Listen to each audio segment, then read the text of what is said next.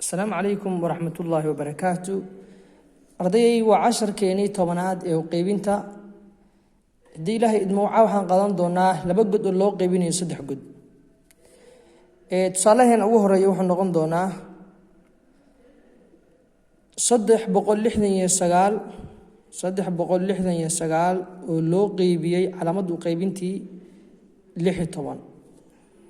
حساب تصبان كشقين دوناه دي له إدمو marka hore waxaan fiirinaa baan hadii laba god meesha banaanku yaalo inaan laba god u soo qaadno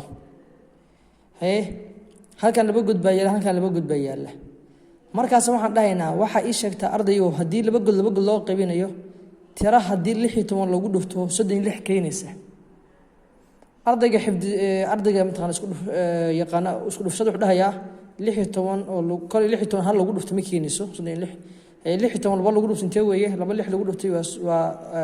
laba lix lagu 12 hal baa wataa laba hal lagu laba way hal ku dar 32 noqonaysa hadii 16 saddex lagu dhuftana way ka badan tahay saadarteed wuxuu dhahay tirada ugu dhow waa 32 tiro 36 keento oo 6 markii tiro lagu 36 keentana ma wajidaba laakiin maxaa haysanaa ama heli karnaa tirada ugu dhow tiraas maxay noqotay laba noqoto laba markii lagu dhufto 6 maxaa ka soo baxa 32 waxay kala jar marka waxa san soo kala jaraysaa 6 laba laga jaray waa 4 3 laga jaray waa eber sagaal ka soo deji 49 haya hadda waxa ay sheegtaa tira markii 6 lagu dhufto 49 keenaysa ma jidho tirada ugu dhow waxa ugu dhow 6 3 lagu dhufto ugu dhow 6 3 ku dhufo 3 6 ku dhufo waa 8 qor hal baa wataa 3 hal ku dhufo waa 3 hal ku darso 4 48 noqoto haye kala jar marka 9 laga jantay way waa hal 4 laga jarna waa eber haraagu muxuu noqonayaa haraagu hal buu noqdo saasa haraagu noqdo darti inaa hubisina 23 baa isku dhufanaysa hadhow wixii ku soo baxana hal baa ku daraysa saasa ku jawaab sax ku soo baxaysa haye salaan wuxuu waxa way 25 300 oo loo qaybiyay 25 haye banaanka laba gud baa noo yaala gudahana 3 gud baa ku jira marka qaacida anagu raacay waxaan dhahaynaa hadii banaanka laba god u yaalo gudahana laba god oo kamid ah u soo qabanna haye 30 ba u soo qabanna 30 ma u qaybsantaa 25 ha u qaybsantaa sababtoo ah 30 baa ka weyn 25 haye marka waxa ay raadisaa tiro markii 30 lagu dhufto 30 keenaysa ma jidho Soomahan ay arday waxay raadisaa tirada ugu dhow maxay noqonaysaa tirada ugu dhow wuxuu noqonaysaa hal weey sababtoo haddaan 25 laba ku dhufno 50 buu noqonayaa way ka badnaanaysaa lama rabo marka 25 hal lagu dhufto weey waa 25 ya kaljarno evershan ma dhays evershan laga jaray dhimaysid ma dhaysa hal ka soo qaado 15 laga jaray intee way waa 5 xagan laba igu hor laba laga jarayna waa ever ever kan soo deji maxay noqotay konton bay noqotay tira markii 25 lagu dhufto ku takiin isma jidha ha way jidha waa tirade waa 25 oo lagu dhuftay labo waxay noqotay konton aan kaljarno ever laga jaray ever 5 laga jarayna waa ever hadaa inaa hubsid rabtina waxa dhaysaa 25 oo lagu dhuftay 12 25 lagu dhuftay waa 10 eberka qor hal baa wataa laba lagu dhuftay 4 way hal ku dar waa 5 hal 5 lagu dhuftay waa 5 hal laba lagu dhuftay waa 2 hay eber 5 lagu dar intee weeye waa 10 eberka qor hal baa wataa 3 halkiina labada ku dar 3 minute 300 jawaabta maxay ku soo baxay macnaha 300 bay ku soo baxdo jawaabtii saxda ah saas ku noqonaysaa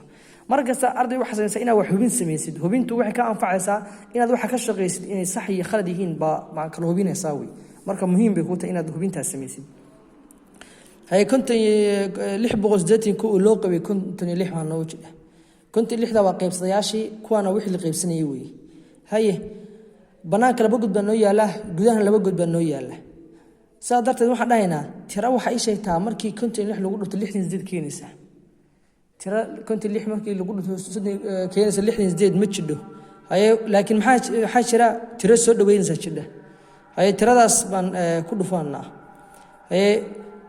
konton 6 tira markii lagu dhufto 68 ma keenayso laakiin tirada ugu maxay noqonaysaa hal bay noqonaysaa haye konton 6 hal ku dhufo waa konton 6 aan kala jarna marka 8 6 laga jaray intee weeye waa 2 6 5 laga jarayna waa hal weeye markaas amarna maxaan soo dejinaa tirada ku xigto baa soo dejinaa oo hal baa soo dejinaa haye waxa ay sheegtaa ardayow markii tira konton 6 lagu dhufto 121 keenaysa ma jidha tan aan hubino konton 6 laba lagu dhuftay 6 lagu dhuftay intee weeye waa 12 labadii qor hal baa wataa 5 lagu dhufto 10 halkii ku dar 11 boqol iyo 12 baa ugu dhow saa darteed maxaa ahaa tirada ugu dhow waxay noqonaysaa waa nidhi waxay noqonaysaa laba ay noqonaysaa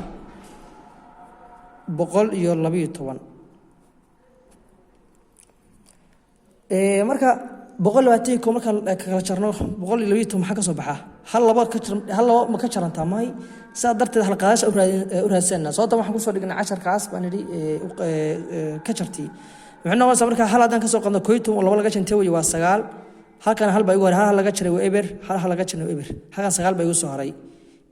way dhamaatay wax kale oo intaan 9 misu tiro ku xigto ma jiro saa darteed 9 wuxuu noqonayaa 9 ku haraab uu noqonayaa konton lix markaan 12 ku dhuf maxay soo baxaya saan u hubiyo laba lix lagu dhuftay waa 12 labadii qor hal baa wataa laba shan lagu dhuftay waa 10 halkii ku dar 11 hal lix lagu dhuftay waa 6 hal shan lagu dhuftay waa 5 weeye isku dar marka labada soo deji hal lix lagu dantay way waa 7 hal shan lagu darayna waa 6 weeye maxay soo baxay 600 laba isoo baxday halkaana waxa laga rabay 680 baa laga rabay maxaa khaldan waxuma khaldana haraaga ku darso 9 ba haraag ku ahaa 9 ka halka ma dhigaysa balaas laba 9 lagu dantay way waa 11 maxaa qoran sahal maxaa wadataa hal ba wadataa halkii 7 igu dar 8 buu noqday 60 iyo 3 maxay soo baxay 681 baa isoo baxay jawaabta marka maxay noqonaysaa jawaabta sax bay noqonaysaa xisaabtan aan ma taqaan 680 konton 6 qof 680 lacag markay qaybsanayaan mid walba intee qaadanaya mid walba 12 buu qaadanaya 9na haraab uu ka noqonaya way hadda waxa igu soo xiga 654 oo loo qabay 21 haye waxa ay sheegtaa marka ardayo tiro markii in laba god bas ku qabanna taas markaas uu ardaygu ma taqaan uu fahansan yahay oo qaybinta dhiganaya haye laba god hadaan soo qabto muxuu noqonayaa 65 buu noqdo arday waxay sheegtaa tiro markii 21 lagu dhufto 65 keenis ma jidhaa waa raadinaya kala hadii 21 hal lagu dhufto waa ka yaraanaya sababta 21 hal lagu dhuftay waa 21 lagu dhuftay labana waxa weeye waa 42 21 lagu dhuftay saddex waa wuxuu noqonayaa 63 tirada ugu dhow muxuu noqonayaa markii 21 saddex lagu dhufto buu noqonayaa saa darteed maxaa u saarayna meesha saddex waa u saarayna laakiin markii saddex lagu dhufto intee weeye waa 63 ayaan kala jarna marka 5 saddex laga jintay weeye waa 2 6 laga jarana waa eber weeye maxaa soo dejinaa tirada ku xigta oo ah 4 baa soo dejinaa haya marka waxa ay sheegtaa tiro markii 21 lagu dhufto 24 keenis ma jidhaa ha way jidhaa ma tiro keenis 21 markii 24 lagu dhufto ma jidho ha laakiin maxaa jidhaa tiro soo dhaweynaysa jidhaa oo ah hal baa u dhow sababtoo haddaan 21 hal lagu dhufto intee weeye 21 weeye 21 laba lagu dhufto 42 ka weyn tahay 24 saa darteed waa ka tuureynaa marka hal baa u saarnay muxuu noqotay 21 hay 4 lagu dhutay 4 laga jaray calaamada ka jar baan qoranaa 4 hal laga jaray intee weeye waa 3 laba laga jarayna waa eber weeye 3 maxay noqotay saddexdaas waxay noqotay haraabi noqotay markii sidaa tahay waxaan la doonay inaan hubin sameeyno hubintuna waxaan ku sheegay waxay ka anfacaysaa in xisaabtaadii aad ka shaqeynaysid inay sax tahay inay khalad tahay inta badan xilada imtixaanka markaas xisaab maanta ka shaqeysid oo qaybin ah hubin ku samee saysan hadhow maanta jawaabta soo saadhay aysan noqon mid khaldan saa darteed waxa la sameeyaa hubinta markaad sameeysid waa in aad tirada haraagada ilaawin labadan ba isku dhufanaysa hadhowna haraaga ka tigeysa waxa khaldan saako dhan waqti baa kaaga baxaya hadhow maanta imtixaanka waqtigiisii waa ka bildaroobay hadhowna waraaqada adoona ka shaqeyn jawaabtii su'aalihii kale ka shaqeyn baa laga qaadaya saa darteed ka taxadir weeye marka hubinayso waxa dhaysa 21 tirada halkan taala oo qaybsadayaasha ah ba waxa ku dhufanaysa inta ku soo baxday oo macnaa inta soo taa 21 qof waxay qaybsanayaan baan nidhi 654 bay qaybsanayaan lacag ah mid walba inteeba ku soo aadantay 31 ba ku soo aadantay haye markaas waxa laga doonayaa 21 qof baan nidhi lacagta maanta mid qaybta ku soo aadantay soo taa kuwa waxaan nidhi waa la qaybsadayaashii tana waa qaybtii kuwana waxaan nidhi waa kuwana wax qaybsadayaashii kuwana la qaybsadayaashii tana waxaan waa qaybtii macna qaybtii ama qof walba intuu heliyay weey macna sadii kuwa ku dhufanaa ay hal lagu dhuftay intee weeye waa hal laba lagu dhuftay waa labo haye tiradan ba ku dhufan hadana saddex hal lagu dhuftay intee weeye waa saddex laba lagu dhuftayna waa 6 weeye aan waxa sameynaa isku dareynaa marka calaamada ku dar baa la sameynaya haye hal soo deji laba saddex lagu dhantay weeye waa 5 haye 6 soo deji maxaa ku soo baxay waxa ku soo baxay 650 kuwa ku soo baxay laakiin jawaabtu maxay ahayd 654 baheed haraaga ha iloobin haraaga ku daraysaa hal saddex lagu dantay weeye waa 4 shanta soo deji lixdan soo deji maxay ku soo baxday 654 buu ku soo baxday marka jawaabtaadii saasay sax ku tahay marka waxaan kula talin lahaa sida casharada hore aan kula talin lahaa aan kula talin jiray oo kale in aad ku celinta xisaabta u qaybinta aad badisid xisaabta markaas aad mataqaana aad laba god loo qaybina ka shaqeysid laba god oo saddex loo qaybina ka shaqeysid laba god oo loo qaybina afar laba god oo loo qaybina shan laba god oo lix loo qaybina saas aad u wadid markaas way ku fudaanaysaa xisaab badan in xisaabtu wixii waagad ba noqonaysa inaad waqti uga shaqeysid aad u fikirinba labada tiro marka la isku dhufan hore ka fahantiidba tiradaas ugu dhow ama tiradaas keeni kara inaad doqo hore ka shaqeyd bay ku noqonaysaa marka waxa sameeysaa baraatigareynta iyo ku celinta xisaabta badi example badan iyo exercise badanna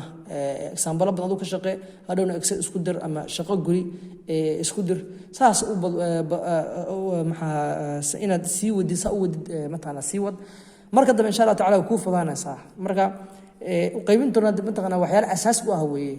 ku darta iyo ka jarta iyo ku dhafashada iyo qaybintu xisaabaadka asaasi u yihiin xisaab aysan ka maabin ma jiro marka si aad aqoontaada xisaabeed aad u horumarisid waa inaad mataqana xisaabtan asaasi ama xisaabladan kuwan loo yaqaano waa inaad si fiican ay kaaga dhisan yihiin weeye marka mar walba ku dadaal xisaabaadkan inaad mataqana aad si fiican u baratid arday walba markuu mataqana dugsi hoose marayana de xisaabaadkan inuu si fiican u barto waajib bay ku yihiin marka adigana saas samee mar walba naftaada macnaha bar inay caado ka dhigato inay xisaabaad ka shaqeyso maalin walba inay ka shaqeysid hal xisaab oo kale macnaha maalin walba inay maanta dhan ku mashquulshin lama rabo laakiin waqti yar uu sameey hadhowna xisaabaad ka shaqee hadhowna casharadaada kale akhriso marka saas kula talin lahaa insha Allah taala intaan casharka nagu xig wuxuu noqon doonaa insha Allah taala laba god oo loo qaybinayo afar god isagana insha Allah taala si faahfaahsan ba insha Allah taala u sharaxi doonaa adigana waxa sameysa baraatigareynta mar walba casharada mataan oo qaybinta aad daawatid laakiin aad ku celin xoka ku anfici maayaan marka waxa ku anfacaya way inaad xisaabti ku celisid baa ka anfacaya laakiin waa daawatay macallinkii ku sharaxay laakiin dib ma ugu noqon hadhow xisaabtaada wax noqonaysaa habaa mansuuran bi noqonaysaa waxa eber bi noqonaysaa sadarteed waxa sameysa xisaabta baraatigareynteeda wuxuu ku celin u baahan yahay wax walba sadarteed wax walba markii la si joogteeyina naftu wala qabsanaysaa sida faatixada oo akhriso kale faatixada ku celinta aad ku celinaysa bay ku matana baa xafiday maskaxdaada matana meesha bigashay matana tikraarka erada matana waxaad ku celisid galaan maskaxda ayay gashay ka bixi waliga ilaa umeys marka aad saas samee xisaabaadka mar walba matana aad ku celinteeda badisid waa marka aad matana si fiican u baratid insha Allah taala casharkeena ku xiga baa insha Allah ku kulmi doono salaamu alaykum wa rahmatullahi taala wa barakatuh